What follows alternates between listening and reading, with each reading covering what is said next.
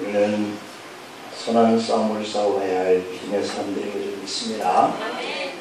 언젠가 우리가 주님 앞에 서는 그날에는 그것들을 선하게 살았는지 아니면 악하게 살았는지 그것이 드러나게 하는 때가 올 줄로 믿습니다. 그것이 우리의 믿음이 증거를 나타내는 줄 믿습니다. 감사합니다. 오늘은 8.15 해방을 맞이한 71주년을 기념하는 주일입니다.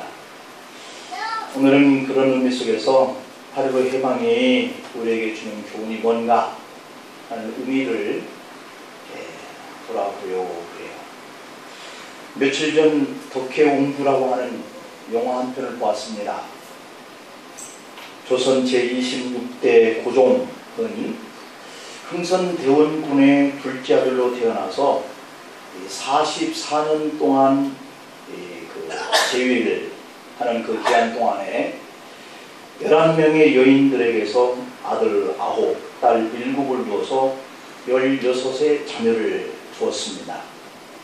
이 대원군과 명성왕후의 이 세력 다툼과 구미 열강의 문호 개방하라라고 하는 그런 압력에 시달리면서 1907년에 헤이그 빌사 사건으로 퇴위를 당하게 되죠.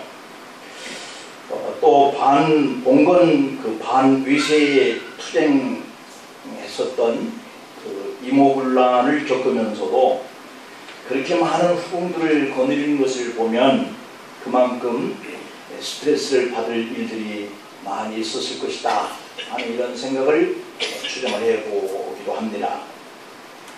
이렇게 고종의 여러 여자들에게서 태어난 딸 7명은 모두가 다 일찍 죽음을 당했고 죽었고 귀인인 양씨가 낳은 이 막내딸 덕혜옹주만 살아남았었습니다. 왕비가 낳으면 공주라고 그러고 이 첩이 낳으면 옹주라 그런다고 그러죠. 그래서 귀인은 첩인데 그에게서 낳은 딸이 유일한 고종의 딸로 남게 되었어요. 그래서 그를 본 부인이 낳지 않았기 때문에 공주라고 하지는 않고 옹주라고 부르는, 그래서 이 덕혜옹주라고 하는 영화의 제목을 전했던 것을 우리가 보는데, 이때 고종의 나이가 60세, 덕혜옹주는 1912년 5월 25일 덕수궁에서 고종의 나이 60세에 얻은 딸인 것이죠. 고종이 눈 쌍꺼풀이 지어져 있는 그러한 그 모습처럼 딸 옹주도 고종의 눈을 닮고 둥그스러운 얼굴과 그런 그 자태가 영락없이 이 고종을 닮았다라고 해서 이 고종은 이 딸 옹주를 눈에 넣어도 이렇게 아까울 만큼 이렇게 사랑을 한 그런 딸이었다는 것이죠. 그래서 이렇게 옹주가 예쁘게 자라나는 모습 때문에 그렇게 스트레스를 받는 그런 정치적인 그런 요건 속에서도 이 고종은 그래도 옹주 보는 그러한 기쁨으로 그러한 스트레스를 날리면서 예쁘게 키웠다고 그러죠. 하지만 고종과 이 덕혜옹주의 행복을 질투라도 하듯이 고종 황제는 독살되고 덕혜옹주는 일본으로 강제로 이렇게 추방이 되죠. 나인이든 백성이든 간에 이 옹주가 일본 학교에 다니는 것을 반대했지만 나라의 힘이 약하니까 어쩔 수 없이 일본으로 가게 되었어요. 그래서 대한제국의 마지막 황녀였지만 일본에서는 조센징이라고 하는 놀림을 당하는 것도 모자라서 일본인들의 한 사람 소다케 유시와라고 하는 이런 남자와 정략적인 결혼을 강제로 시키게 됩니다. 우리는 많은 세월이 이렇게 흐른 지금에도 이 덕혜옹주라고 하는 인물조차도 알지 못한 채 이렇게 지내고 있잖아요. 그렇게 일본인으로 버려진 채 이 덕혜옹주는 고국을 애타게 그리워하면서 살아야만 했던 이러한 시간들이 있었던 것을 우리는 알지 못하고 있습니다. 심지어는 당시 박정희 대통령까지도 이 황녀 덕혜옹주가 누구냐라고 하는 그 기자에게 물을 정도였으니까 일반인들인 우리들이야 더 알 길이 없었던 것이죠. 이국 땅에서 덕혜옹주의 한마는 37년의 세월이 흐르는 동안에 우리나라는 그래도 해방된 이후에 이제 부강해지고 그 덕에 정신병원에 있는 덕혜옹주를 다행히 구출해내게 됩니다. 이제 대한민국에 돌아온 이 덕혜옹주는 실어증에다가 정신이 들 때마다 전하가 보고 싶다, 오래오래 살고 싶다 라고 하는 이 낙서와 같은 글을 쓰다가 인생을 마감을 하게 되어졌습니다. 대한제국의 고종 때부터 힘이 약했던 우리나라는 명성황후도 일본인에게 시해되었고 한국전쟁 이후에 신탁통지로 남한과 북한이 갈라진 세계 유일의 분단 국가로 시작이 되어지는 거죠. 덕혜옹주가 그렇게도 그리워했던 대한민국 창덕궁 낙선제는 1912년 봄들이 아니었다라고 이렇게 말을 하죠. 왜냐하면 망국에 취한 자기 의지와는 전혀 상관이 없이 고종은 대원군 아버지 손에 이끌려 왕이 되었고 급변하는 근대화의 경랑 속에 외세의 압박에 밀려서 이름뿐인 대한제국 황제라고 하는 자리를 앉게 되었지만 그 자리마저 스스로 지킬 수 없었던 것이다 라고 하는 것이 우리의 아픔이죠. 명성황후가 낳은 아들 순종에게 강제로 양육을 할 수밖에 없었고 그리고 독수궁에서 5년째 은거 생활을 하다가 더 이상의 기쁨이 없는 환갑을 맞이할 그때 그 고종에게 웃음을 안겨주게 된 그 사람이 바로 이 덕혜옹주였다. 그때 딸을 얻은 것이죠. 6번째 후궁인 이 귀인 양씨가 30살에 낳은 이 덕혜옹주는 고종을 쏙 빼닮은 그러한 유일한 딸. 덕혜옹주를 위해서 궁궐 안에 유치원을 만들 정도로 그렇게 사랑을 했고 그래서 그 딸을 이 유치원에 다니면서 배우게 했던 그러면서 교험을 독차지하는 이러한 모습을 보면서 세월을 보내게 됐는데 일본의 조선 총독부의 승인이 없으면 황제를 입적시킬 수도 없었다라고 하는 것 때문에 덕혜옹주는 나이가 6살 되어서야 비로소 겨우 황족의 이름을 올릴 수 있었다라고 하는 거예요. 1919년 정월 누구보다도 건강했던 고종이 독국물이 든 밤참 식혜를 마시게 되면서 돌연 세상을 떠납니다. 이날의 당직 대신이 누구냐면 을사조약의 이적이었던 이완용과 일제로부터 자기를 받은 이기용이라고 하는 사람이었다는 것이죠. 그러나 일제에 의해서 독살설은 공공연한 비밀로 이렇게 퍼져가기 시작했고 고종의 장례식 날 3월 1일 방방곡곡에서 만세운동으로 백성들이 일제히 일어나는 계기가 되었다고 하는 겁니다. 이제는 보호해줄 아버지가 없어진 이 덕혜옹주는 고종이 우려했던 대로 13살이 되던 해에 유학을 명분으로 해서 일본으로 끌려갑니다. 학습원을 다니던 덕혜옹주는 점점 말수가 적어졌고 누가 주는 물도 조심하라 라고 하는 이 귀인 양씨의 그 어머니의 당부대로 보온병을 가슴에 들 안고 다닐 정도로 독살에 대한 그러한 공포감에 시달리면서 살아야만 했고 자신의 정체성을 잃어버릴 만큼 그러한 일본의 그러한 구박 이러한 것들에 민감한 그러한 시기를 보내고 원수의 땅에 끌려와서 너무도 외롭고 그리고 무력한 자신의 모습에 울분과 불안감으로 살았고 이복 오빠인 순종과 어머니 양귀인의 연이은 죽음의 소식을 듣고도 고국 땅에 발을 디딜 수 없는 안타까운 속에서 살아가다 보니까 결국은 병이 깊어지게 된 거예요. 결국 이국 땅에 혼자 버린 덕혜옹주는 지독한 조발성 치매증이라고 하는 정신분열 진단을 받고 정신요양병원에 갇히고 맙니다. 1945년 8월 15일 일본의 패전과 함께 대한민국은 해방이 되었습니다만은 덕혜옹주는 정신병원에 gat혀 있는데 옹주의 남편인 일방적으로 강제로 결혼을 시켰던 그를 통해서 또 강제로 남편에게 이혼을 요구받고 딸은 자살해버리고 일본에서의 가족의 인연은 여기서 끝이 나게 되는 것이죠. 자력으로 쟁취를 하지 못하는 그러한 가운데 속에서 우리 조선의 백성들은 8월 15일 광복의 기쁨을 누렸지만 권력력이 누님은 잘감 이승만 정부는 눈물이 시리도록 고국 땅에 오고 싶어하던 이 영친왕과 그리고 덕혜옹주의 환국을 국적이 다르다라고 하는 이유로 돌아올 수 있는 길을 막아버리게 되어지는 아픔을 보면서 정말 가슴이 미어지도록 슬펐어요. 덕혜옹주의 환국이 막힌 후에 무심하게 세월은 흘러서 5.16 쿠데타로 정권이 바뀌고 1962년 백성들의 기억 속에도 사라졌고 그리고 정권의 정통성에도 이의를 제기할 수 없어진 시대가 되어진 37년간의 일본의 억류 생활을 마치고 의식이 없는 몸이 되어서 우리의 기억 속에서 이름조차 생소한 덕혜옹주의 꿈에도 그리던 고국 땅으로 돌아올 수가 있었습니다.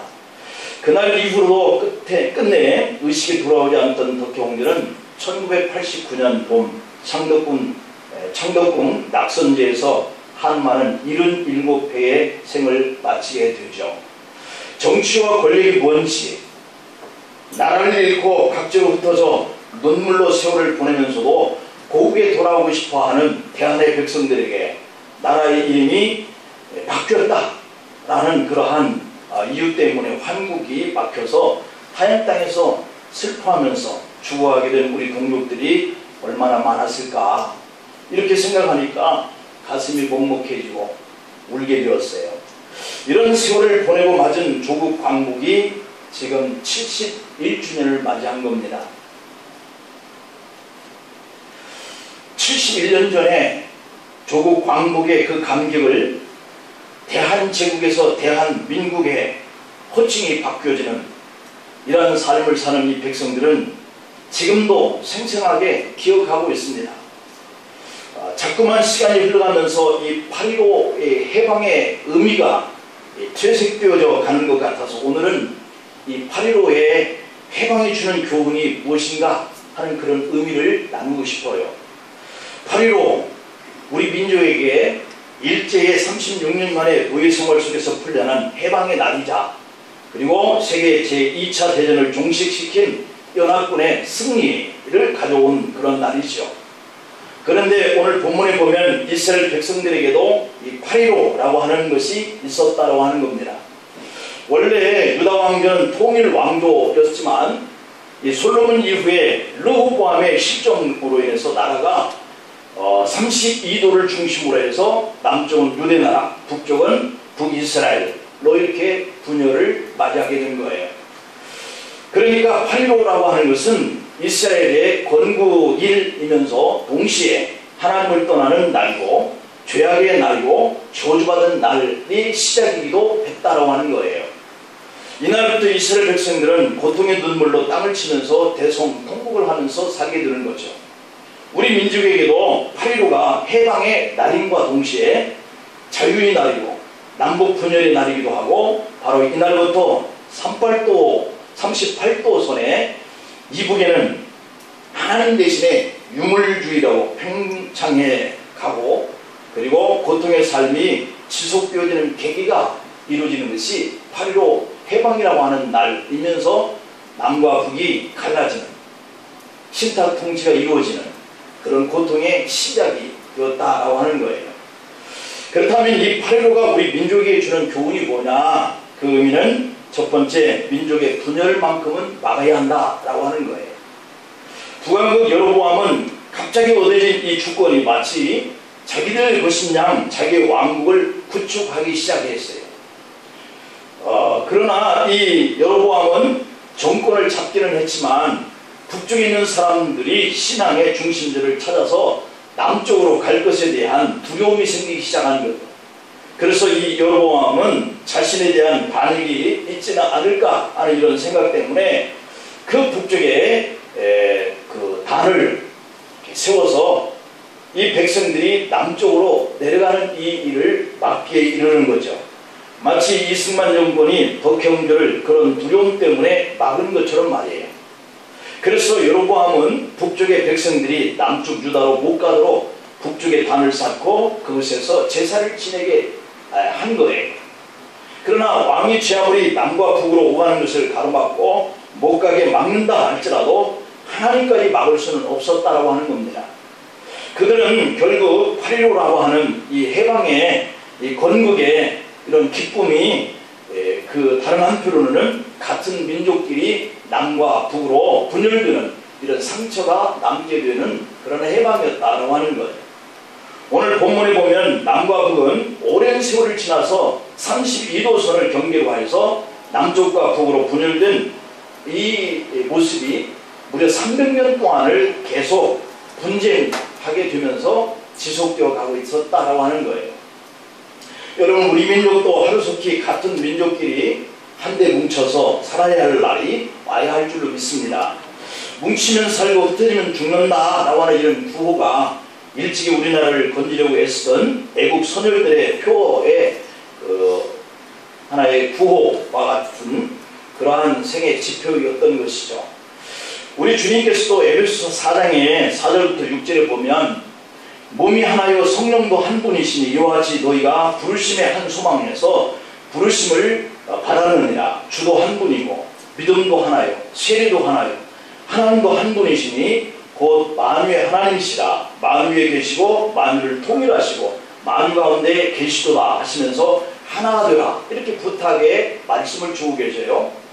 그런데 우리 민족도 8.15가 일제 36년 그러한 그 압박 속에서 벗어나는 계기가 바로 이 해방이 날리면서 바로 그날이 남과 북이 정치권자들에 의해서 서로 분열되는 비극의 시작이었고, 그리고 5년 후에 전쟁이라고 하는 그러한 아픔을 우리가 경험하게 되는 거예요.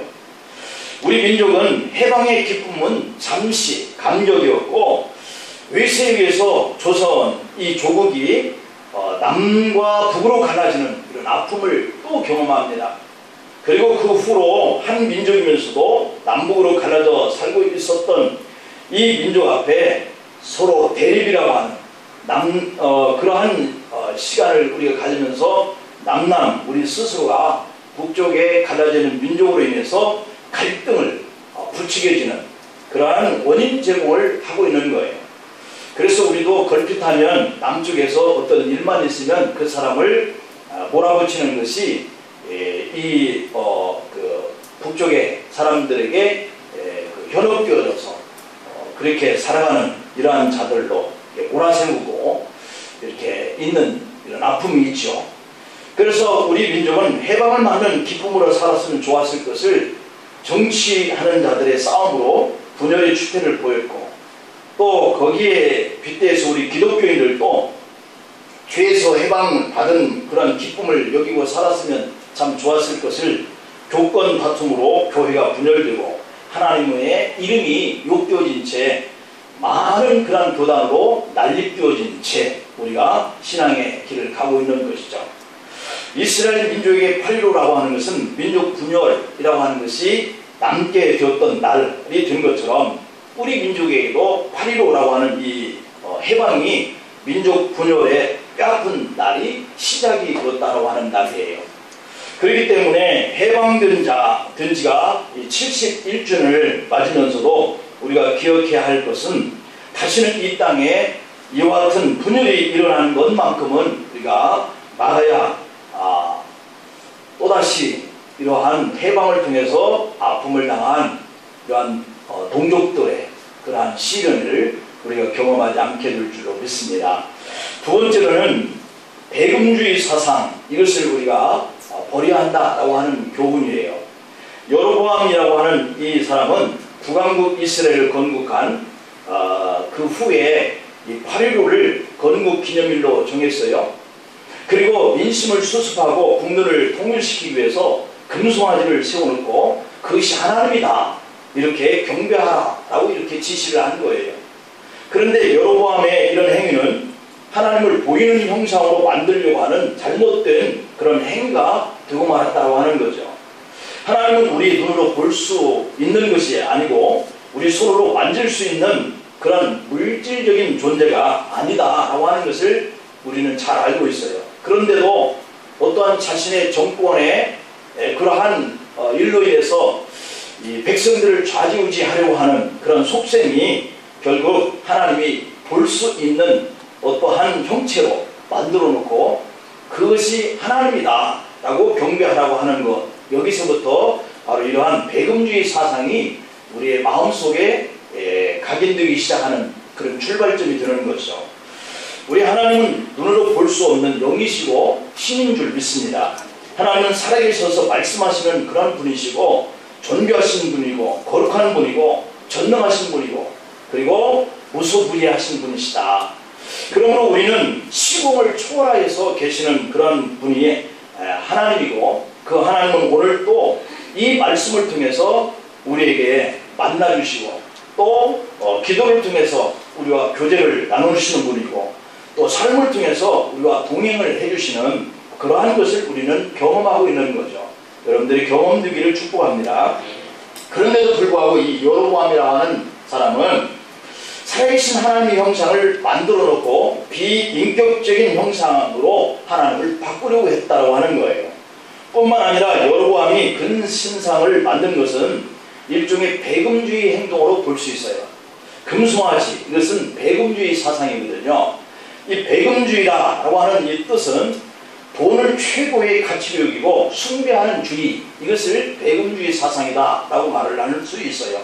우리 민족에게도 최근 들어서 이 배금주의 사상으로 팽배해져서 가족 간에도 죽이는 이런 현상이 강하게 나타나고 있어요. 다시 말하면 가족보다도 이제 돈이면 최고다라고 하는 이러한 사상이 가족을 해치는 이러한 요인으로 나타나고 있다. 일확천금의 행복을 꿈꾸게 하는 로또 당첨을 가져온 이 가족들, 이 문제가 요즘에 많이 기사화되고 있는데 로또 당첨을 가져온 이 가족은 반드시 가정이 소멸되고 말이죠. 가족 간에 서로 이렇게 싸우고요. 이런 현상이 반드시 일어나는 것을 봐요. 그래서 이 로또 당첨이 된 그러한 일로 인해서 가족과 친구 사이 갈등, 세대 간에 큰 관심을 끄는 요인으로 발생을 하는데 지난 8월 8일 날 언론과 SNS를 통해서 로또에 당첨된 아들이 집으로 찾아온 79세의 어머니를 경찰에 신고한 이러한 사연이 급속도로 퍼지기 시작했고 뉴스를 통해서도 여러분들이 알고 계시는 분들도 있을 거예요. 지난 8월 5일 오후에 한 할머니와 두 딸이 경남의 양산시청 앞에서 페르나 아들 모모모를 사회 고발합니다 라고 하는 피켓을 들고 1인 시위를 벌인 이러한 사건이 카메라에 잡혀서 뉴스에 나타났어요. 이들은 지난달 제712회 로또 상금 40억 3,448만원에 당첨을 된 이 아들이 부인과 이혼하고 자기 자식들을 어머니에게 맡긴 이런 아들에게 로또 당첨이 됐는데 27억 원을 아들이 찾았다는 거예요. 세금을 떼고. 그래서 가족과 연락을 끊고 양산으로 이사를 해버렸다라고 하는 기사예요. 그의 어머니는 아들이 이혼 후에 아들 자식들을 다 어머니에게 맡겨서 그 아들을 이렇게 아들 자식들을 돌보느라고 어머니가 고생을 많이 하고 계시는데도 불구하고 아들이 그렇게 좋게 되었다라고 하는 이런 소식이 있었으면 반드시 이 부모와 그리고 그 자식들을 돌보는 그런 일에 배려를 했었어야 맞는데 그것이 없었다라고 하는 것이 서운한 것이죠. 어머니는. 그래서 이 사실을 알고 찾아가게 된 것 아니겠어요? 그런데 이러한 것들이 번거롭게 생각되기 때문에 이 아들이 이사를 해버린 거예요. 그런데 어찌저찌 해서 이사한 장소를 알고 그 어머니와 그리고 그 딸들이 이렇게 찾아갔는데 문을 열어주지 않는 거예요. 만나주지도 않는 거예요. 그래서 사위와 딸들과 어머니가 열쇠를 여는 사람을 불러서 자물쇠를 뜯어내고 문을 열고 들어갔는데 아들이 이런 가족들을 경찰에 고발해버린 거예요. 그래서 아들의 가족들은 재물 손괴죄 혐의로 경찰에 입건이 되었어요. 어머니와 두 자매는 아들이자 동생인 이 A씨가 자신의 자식들을 돌봐주며 어렵게 살아온 어머니를 돕지 않는 것에 또 복권 당첨금을 두고 갈등을 빚은 이 일에 이러한 일들이 발생한 거예요.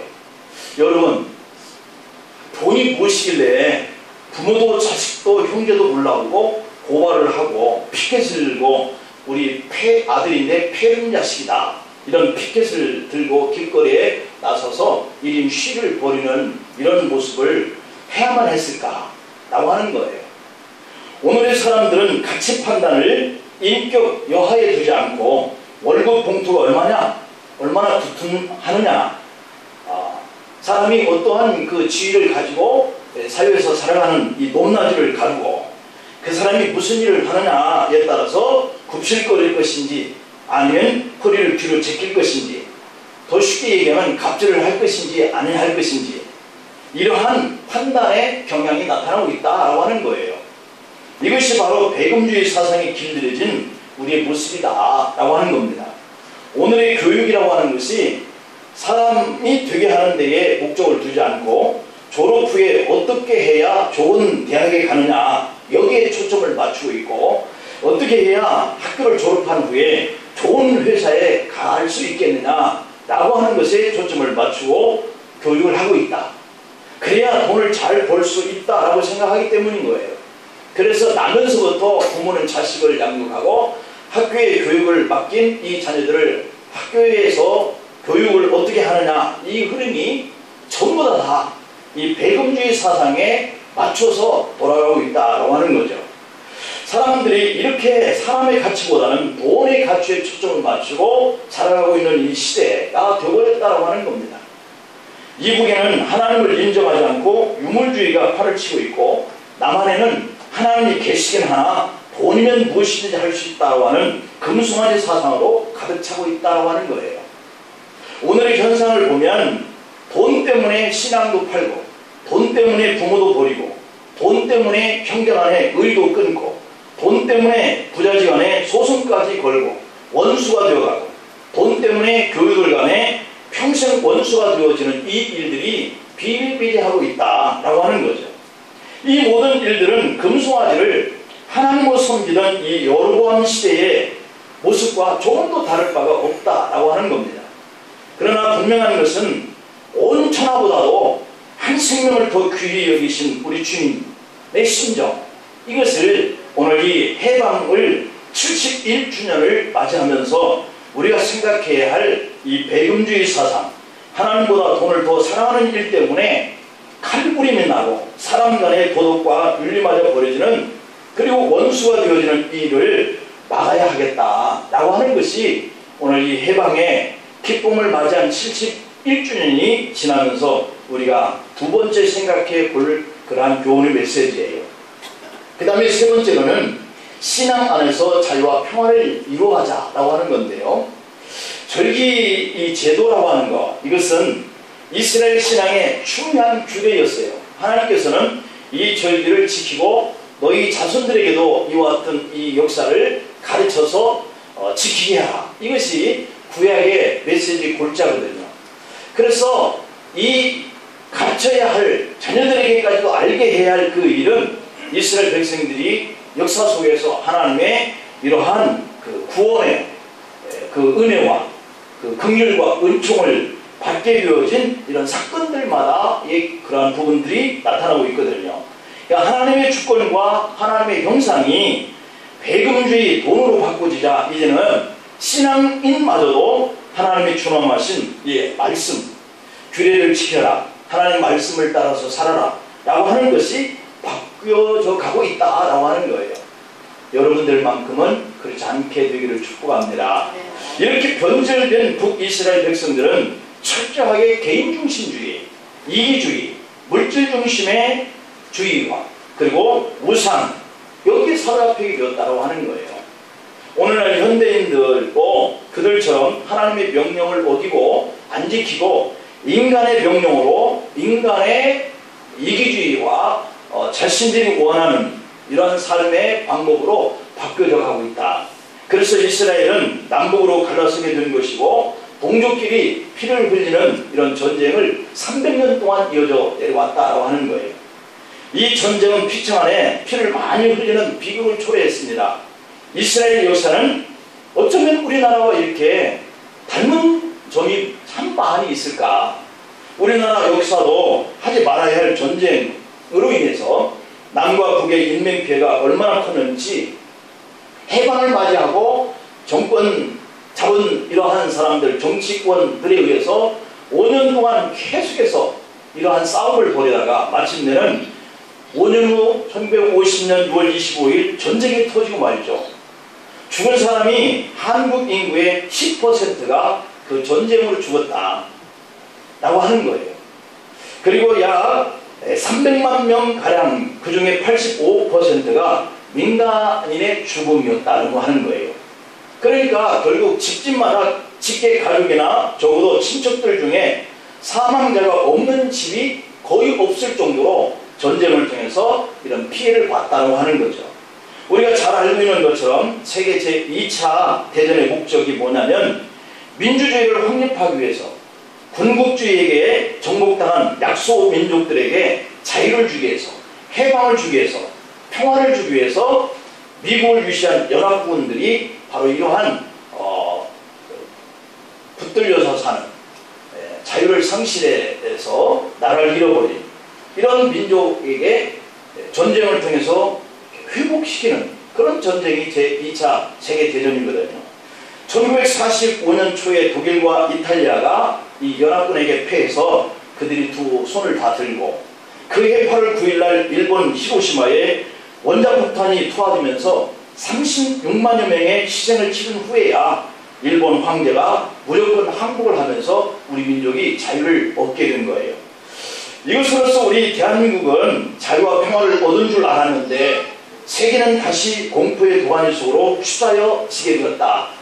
과학과 지식의 발달, 이것은 우리 인간에게 평화와 행복을 주기도 했지만 오히려 이런 죽음의 불안과 공포를 계속 가져다 주고 있어요. 요즘에 우리나라가 갈등하고 있는 것은 사드 배치를 해야 하느냐 하지 않아야 하느냐 하는 이런 문제죠. 이러한 그 갈등은 오늘 이 시대에 나타난 하나의 갈등이지만 이런 갈등은 역사 속에서 계속해 왔던 거예요. 8월의 기쁨을 만끽했던 우리 민족에게는 시대의 절망적인 어떤 고뇌와 쓴잔인 6.25가 찾아오는 계기가 된 거죠. 6.25를 통해서 조국은 초토화가 되었고 천만 이산가족이 생기고 지금도 망향의 소름 속에서 살고 있는 우리 남한의 식구들이 얼마나 많은지 몰라요.